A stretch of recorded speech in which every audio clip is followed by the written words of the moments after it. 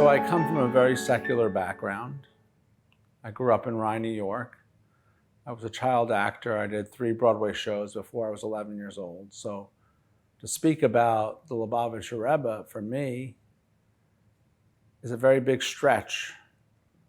I went to journalism school at Columbia University.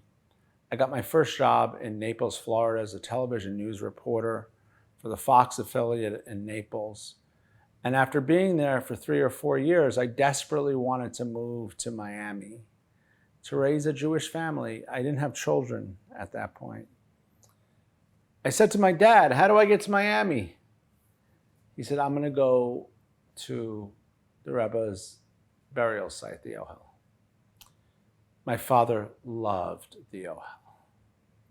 He would spend countless hours there. He really believed in a connection there, and so did I.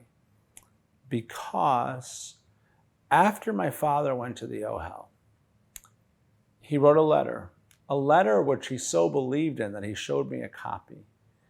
And it said, please bless my son, Rashi Chai, that he should get a job in Miami so he could raise Jewish children and he could live near a shul. And he made a deal with the Rebbe. He said, if my son gets a job in Miami, he won't work Shabbat. After I heard that, I said, Dad, what are you talking about? It's impossible in TV news not to work Shabbat. About 8 weeks after my father went to the Ohel and wrote this letter, I got a job in Miami. And from that point, I knew that the Rebbe was connected with me. And one of the first events that happened when I got here was that the space shuttle blew up, and it was on a Saturday. And I made a decision there that I wasn't going to work. I had made a deal with the Rebbe. My father had made a deal with the Rebbe. I wasn't going against it. I saw the blessing. So after Shabbat, my work was like, where were you? The space shuttle blew up. You're a new reporter. I said, I observe Shabbos and God comes first. And they respected that. But it was because of the bracha of the Rebbe that I saw that I was able to be an example to others where I wasn't on television on Shabbos. The stories continue. I want to mention this. I didn't have children for 10 years. And when I moved to Bal Harbor and I went to the shul, there was a rabbi there named Zalman Dachman who went up to the Ohel, and I gave him a letter asking me for a child.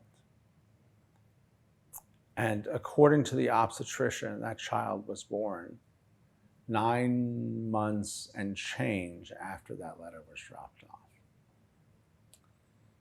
But the story continues. We had 2 beautiful children, and then it was very difficult having a 3rd child.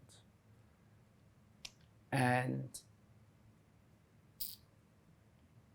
during the pregnancy, at about 3 months, that child was diagnosed that the mother had a single umbilical artery, meaning that in the umbilical cord, there's supposed to be 2 arteries. So what does that mean?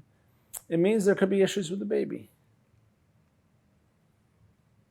So what did I do? I took a flight to New York, and I went right to the Ohel, and I wrote a long letter. And in that letter, I said that this should be my biggest baby yet.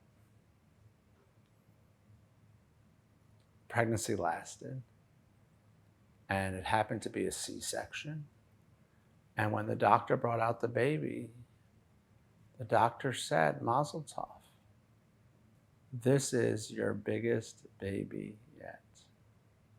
Once you are connected to a tzaddik, regardless of the ups and downs of your own personal journey, that tzaddik is always with you.